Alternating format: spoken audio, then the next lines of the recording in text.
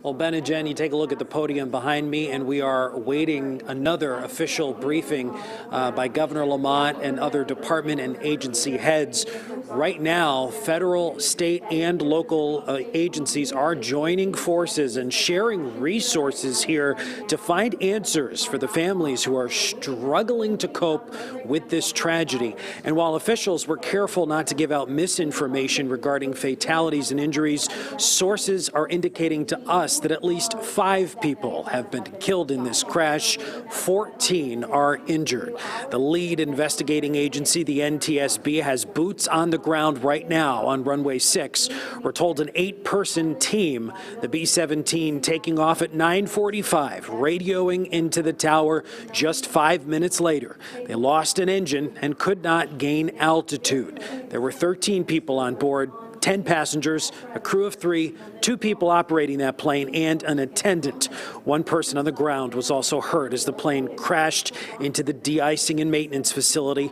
Bradley's emergency operations plan kicking into gear as surrounding agencies responded to the scene and began that rescue operation on the ground, getting the injured out of the wreckage, some of whom were burned. The plane, built in the 1940s, part of the Collings Foundation and their traveling exhibit open to passengers called Wings of Freedom to honor World War II vets. At today's press conference, officials talked about that exhibit and what this could mean for vintage planes across the country as families continue to wait for answers. The Collings Foundation routinely displays these aircraft at airports around the country. They arrived here, I believe, on Tuesday. They were scheduled through Thursday to be here at the airport.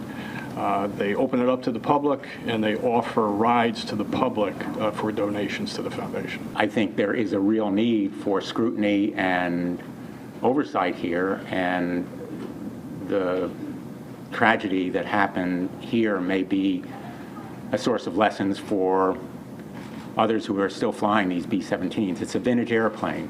My heart really goes out to, the families who are waiting.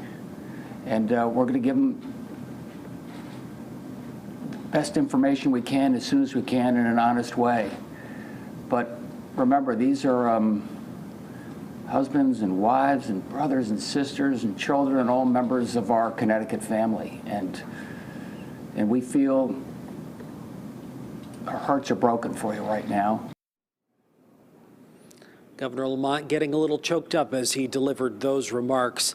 We want to give you a hotline number right now if you're concerned that your loved one may be involved or you're just looking for additional information. The state police have established this hotline number. It is 860-685-8190, and we've posted that number on our website, fox61.com.